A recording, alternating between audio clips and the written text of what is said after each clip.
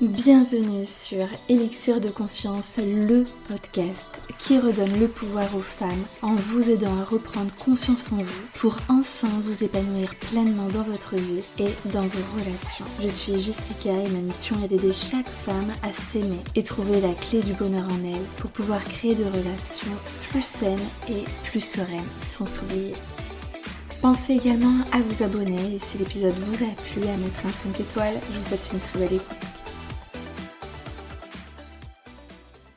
Comment lui faire regretter la rupture? Ce sera le sujet de notre épisode de podcast. Je sais qu'aujourd'hui t'es au plus mal, t'es au bout de ta vie, tu t'arrives pas à sortir la tête du seau. Et voilà, rien que de l'imaginer en train de rencontrer quelqu'un d'autre ou autre, ça te met dans un état pas possible. T'as qu'une envie, c'est de mettre un terme à ta souffrance et de le reconquérir. Donc aujourd'hui, je vais te dire quoi faire si vraiment c'est ton objectif premier. Donc aujourd'hui, voilà, tu rêves qu'ils viennent ramper à tes pieds et te supplier de le reprendre. J'avoue que ce serait beau, quoi, dans un monde idéal. Ça permet de flatter l'ego, etc. Et c'est sûr que quand on a vécu X mois hyper intenses ou des années et que d'un coup on redevient comme des inconnus, c'est hyper dur. Franchement, je suis passée par là plusieurs fois et ouais, c'est jamais facile. Du coup, j'ai envie de te poser la question.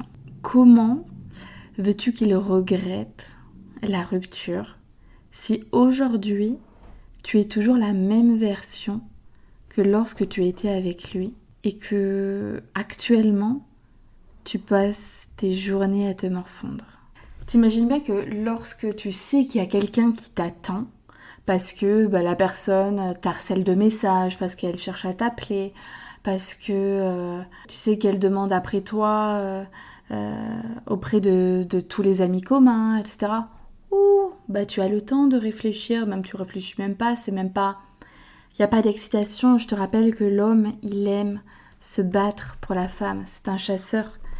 Et lorsque c'est trop facile comme ça, surtout s'il t'a quitté, ça donne pas envie, clairement. Moi, le seul truc là que j'aimais avant d'aller plus loin et que j'aimerais te faire réfléchir aussi, c'est que déjà de te poser les bonnes questions. Pourquoi tu souhaites le reconquérir? Pourquoi tu veux absolument te remettre avec lui et que ça ne peut pas se passer comme ça? Est-ce que c'est par peur d'être seule? Parce que tu supportes pas ça, parce que t'as peur de ne plus jamais rencontrer quelqu'un, de ne plus être aimé, de ne plus aimer non plus, parce que tu te sens pas capable de gérer cette situation-là de mal-être, de pleine souffrance. C'est clair que la rupture, c'est ardos. Alors que tu sais que vous étiez pas forcément dans une relation épanouissante, qu'il y avait beaucoup de conflits, que c'était même plutôt toxique. Ou est-ce que tu souhaites te remettre avec lui parce que il y a eu un problème de communication, de compréhension ou quelque chose dans ton comportement qui ne lui plaisait pas, mais que pour toi, lui, c'est l'homme de ta vie, que tu étais à fond avec lui, que tu te sentais trop bien, que tu étais épanouie au quotidien. Je tiens vraiment à le préciser, ça c'est hyper important de se sentir heureuse avec la personne. Aimer, ça ne suffit pas. Ce qu'il faut rechercher, c'est être heureuse, d'être épanouie avec la personne, de regarder dans la même direction, de s'épauler, d'être là l'un pour l'autre, de se soutenir, de se donner de l'amour, etc. Donc si tu es dans le premier cas, c'est-à-dire en fait c'est plus une réaction à une peur, où tu te dis que ce sera sans doute plus simple de récupérer quelqu'un plutôt que d'affronter cette situation-là, je t'invite quand même à écouter l'épisode, mais voilà, en tout cas, j'avais envie de poser ces bases-là avant de continuer. Parce que vous savez que les décisions prises par peur, ce sont les pires des décisions. Ce sont vraiment celles que l'on regrette. Donc attention avant d'aller plus loin. Alors, du coup, si actuellement, tu es en train de broyer du noir, t'arrêtes pas de pleurer, tu es en train de te goinfrer devant Netflix, avachi, etc. Tu te prépares plus, tu te maquilles plus, tu n'as plus envie de voir personne, tu ne prends plus du tout soin de toi, tu t'es complètement abandonné. Va falloir sortir de cet état-là. Tu vas reconquérir personne dans cet état d'esprit-là. Donc, va falloir maintenant reprendre du poil de la bête pour aller de l'avant. D'ailleurs, je vais te parler d'un cas de quelqu'un de ma famille elle m'avait parlé de cette situation-là il y a maintenant, je crois, 15 ans, je m'en rappelle encore. Donc, j'avais moi-même, je devais avoir 15-17 ans. Et du coup, elle me racontait que elle était en couple avec une personne, elle était vraiment à fond. Je crois qu'elle souhaitait avoir des enfants à cette époque-là, la personne en avait déjà, elle traînait.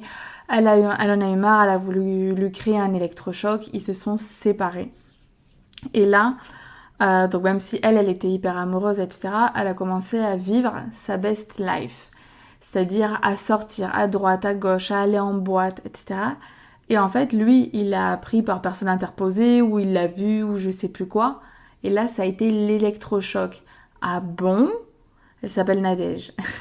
Ah bon, Nadège, elle reste pas chez elle à broyer du noir pour moi, elle s'éclate sans moi, elle est heureuse. Ah bon, qu'est-ce qui se passe, quoi ?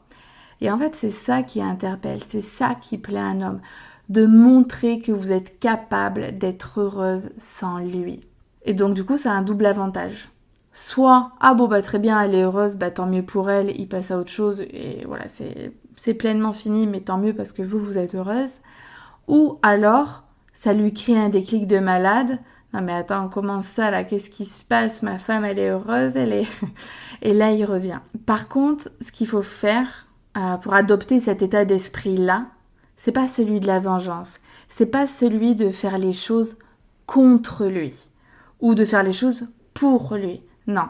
En fait, on arrête, on le met vraiment dans un coin de notre tête et on se met à faire les choses pour nous. Et ça change tout. Donc, il faut essuyer tes larmes et reprendre ta vie en main. Alors oui, je sais, mais comment je fais si je l'aime encore ? Je sais que c'est dur, mais il y a plein d'outils pour guérir, pour te sentir mieux, pour apaiser, voire faire disparaître ta souffrance. Et j'en ai créé tout un programme. Je t'en parle à la fin de l'épisode. Donc, il va falloir reprendre ta vie en main. Et que tu te serves vraiment de ta rupture pour enfin te replacer au centre de ta vie. Refaire de toi une priorité. C'est fini le moment où tu t'oublies, où tu fais passer le monde entier avant toi. En fait, sers-toi de cette période-là de ta vie pour te retrouver. Parce que il y a beaucoup de femmes en couple qui ont tendance à se perdre. Se perdre dans l'identité de l'autre. Se perdre dans le fait que elle cherche tellement à plaire à tout prix, de peur d'être abandonnée, qu'elle s'oublie, qu'elle ne pense plus à elle, qu'elle fait tout pour l'autre. Et donc là, maintenant, non. Fais de ta rupture une force. Comment on fait ? Donc déjà, on travaille sur sa gestion émotionnelle. C'est hyper important, ça, d'arriver à maîtriser ses émotions. Donc il y a tout un travail sur les pensées, sur l'histoire qu'on se raconte à propos de notre précédente union, de vraiment comprendre concrètement qu'est-ce qui nous fait souffrir là, en dehors du manque de la personne, qu'est-ce qu'elle venait combler chez nous. Et ensuite, c'est de venir combler ce manque par nous-mêmes. Donc pareil, tout un tas de techniques que j'explique dans mon programme. Et donc une fois que vous faites ça, il va falloir faire un bilan de votre relation. C'est-à-dire, ok, qu'est-ce qui s'est passé ? Concrètement, c'était dû à quoi ? Quelle est ma part de responsabilité ? Qu'est-ce que je garde avec moi de la relation ? Qu'est-ce que je souhaite maintenant faire différemment ? Que je me remette avec mon ex ou que je m'ouvre à une autre relation. C'est vraiment se servir là. Dans chaque expérience, on a quelque chose à y retirer. Donc là, qu'est-ce que tu en retires de ta précédente union ? Quel est l'enseignement derrière cette expérience-là ? Parce que oui, une rupture, c'est une expérience. Dans la vie, on est venu sur Terre pour vivre des expériences, pour apprendre des choses sur nous, pour évoluer, pour grandir, pour acquérir plus de sagesse, de bien-être avec soi-même. C'est ça en fait. En fait, dans la vie, on ne part pas à la quête de quelqu'un pour être heureuse. On doit partir à la quête de soi-même. Et c'est grâce à ces expériences, à nos relations, qu'on apprend énormément de choses sur nous et que l'on grandit. Donc une fois que tu as fait ce bilan-là, il va falloir changer l'image que tu as de toi-même. Il se peut que tu sois dépendante affective, donc là pareil, il y a un gros travail à faire sur comment je nourris mes propres besoins par moi-même, comment je me traite avec amour, comment j'apprends à m'aimer et j'arrête d'attendre que ce soit l'autre qui vienne me nourrir. Non, on se nourrit de l'intérieur. Tant que tu n'apprendras pas à te nourrir de l'intérieur, à prendre soin de toi, tu n'arriveras pas à être pleinement épanoui dans tes relations et elles ne pourront pas durer sur du long terme. Donc qu'est-ce qui fait que tu vas pouvoir le faire regretter, que tu vas pouvoir être de nouveau attirante à ses yeux ou aux yeux d'un homme? C'est le fait que tu sois indépendante, que tu saches être heureuse et seule. Et ça fait un malheur. Je vous assure, imagine la situation où tu es là en train de boire un verre, en train de rire aux éclats avec tes copines et puis lui en fait il t'entend rire à l'autre bout du bar, tu ne l'as pas vu et lui il te regarde et il te voit en train de parler, de rigoler, de raconter des histoires, même peut-être des histoires de flirt avec d'autres personnes et là il te voit et tu te dis waouh, c'est cette femme-là dont il est tombé amoureuse, cette femme vivante, cette femme qui sait se mettre en avant, qui rigole, qui a la joie de vivre. Parce qu'il se peut que là, à la fin de votre relation, que tu avais le bourdon, que ça a été dispute sur dispute et que toute cette belle facette de toi, il ne la voyait plus. Et ça, en te sentant bien, mais qu'il le sache, qu'il l'apprenne ou pas, on s'en fout en vrai. Le but dans la vie, c'est de faire les choses pour soi. Et puis si jamais par effet de ricochet, il est au courant que tu vis ta best life et que ça le motive à revenir, tant mieux pour toi. Ou peut-être que si jamais tu as envie ça au début et que finalement il revient, tu vas peut-être te rendre compte que t'es mieux sans lui, tu sais pas. C'est pour ça qu'il faut d'abord faire les choses pour soi. Mais je t'assure que ça, si jamais tu as envie de le faire revenir, vraiment, que c'est pas par peur, c'est vraiment parce que tu l'aimes, un truc de ouf, c'est pas en le harcelant que ça va fonctionner. Vraiment pas. Ça le dégoûte. Vraiment, que ce soit clair. Ce qui va fonctionner, c'est que tu sois heureuse de ton côté. Et ça, en plus de le faire revenir, ou en plus je sais pas si tu le vois comme une vengeance, c'est ta plus belle vengeance, être heureuse sans lui. Donc, si tu as envie de te faire accompagner pour ça, je te propose 2 choses. La toute première, c'est que j'ai créé un programme à faire à ton rythme, chez toi, un programme transformationnel où vraiment j'ai axé le programme où je te guide étape par étape pour commencer à te redonner le goût de vivre, te reconnecter à la joie et arrêter de souffrir. Donc il y a plein d'exercices sur la gestion émotionnelle, il y a de la méditation, de l'hypnose, plein de choses dont le but de base est quand même il a été conçu pour aller de l'avant, donc pour tourner la page. Peut-être que tu pourras la réouvrir, on ne sait pas, mais de base il a été conçu de tel que là tu te retrouves, que c'est ton moment à toi, tu te retrouves avec toi-même et que dans ton viseur, là, il n'y a que toi. Toi avec toi-même, te sentir bien, faire les choses pour toi. Donc il y a un gros axe sur ok, pour t'en sortir là, pour sortir de ta souffrance, il faut que tu considères que c'est fini. Faut pas que tu nourrisses constamment l'espoir de il va revenir, etc. Parce qu'en fait, tu vas repousser à ce moment où tu te remets sur les rails, en fait, où tu reprends ta vie en main. Si tu nourris cet espoir-là, et vraiment qu'il soit imprégné, ça va pas fonctionner. Il faut que tu dises, la relation aujourd'hui, il m'a dit que c'était fini, elle est finie. Tant mieux s'il revient. En attendant ce laps de temps, je ne vais pas rester à me morfondre et à me déshydrater tellement que je pleure pour lui, alors que lui, il est en train de vivre sa best life. Non. Donc, ok, je remets le focus sur moi, on verra bien les conséquences plus tard. Peu importe, je laisserai, donc là ton prénom, ma future version, gérer ça plus tard. Mais aujourd'hui, voilà, je suis mal, il faut que j'arrête de souffrir. Et pour cela, je dois prendre conscience que la relation, elle est terminée. Donc il faut que j'arrête de l'idéaliser, il faut que j'arrête d'idéaliser la relation. Et il faut que j'aille travailler sur mes émotions. Donc on fait tout ce travail-là, ensuite on fait le travail sur faire en sorte que notre rupture devienne une force, comme je vous l'ai dit tout à l'heure, pour soit un véritable tremplin, soit pour de futures relations ou autres. Quelle femme maintenant je souhaite devenir, qui sait que je veux être dans une relation, etc.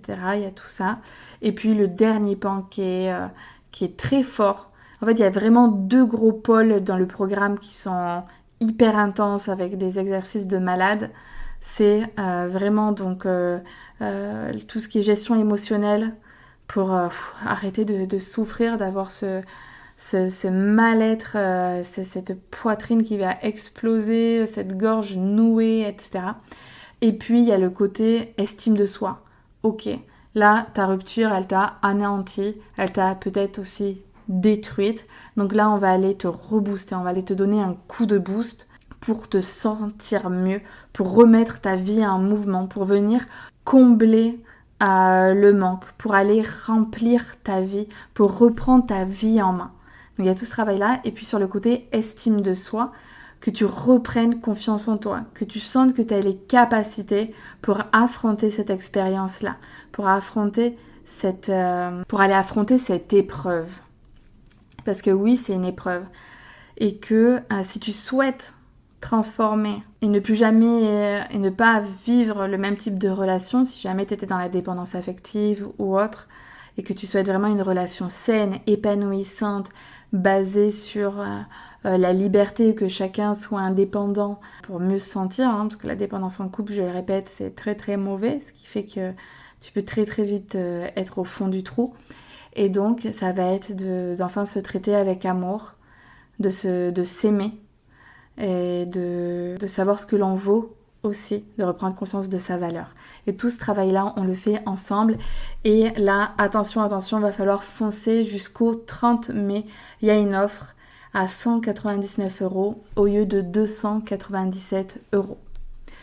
Donc si tu es intéressé, viens rapidement me voir. Si tu as des questions, tu me les poses. Et puis, comme ça, je te transmets le programme au plus vite pour te sentir mieux. Je t'assure que c'est possible que le tunnel, il ne va pas mesurer des kilomètres et des kilomètres, que tu peux t'en sortir sans que ça prenne des années. J'ai promis, je suis passée par là. Et là, tous les exercices que je mets à ta dispo, c'est la folie. Donc voilà, tu as ce gros programme et si tu as envie de te sentir épaulée, main dans la main, vraiment en mode tu veux avoir des réponses personnalisées à tes problématiques, tes objectifs, tu veux une présence physique personnalisée, et du coup j'offre aussi des séances de coaching. Donc tu as soit un accompagnement à l'année à 997 € où tu peux te faire coacher de manière illimitée, avec des séances de 20 à 30 minutes, ou alors des séances intensives, environ 1 heure, entre 8 à 12 séances, pour une réelle transformation. Mais en tout cas, je t'assure que mon programme en autonomie, il va te transformer aussi. Je t'embrasse très très fort et je te dis à jeudi prochain.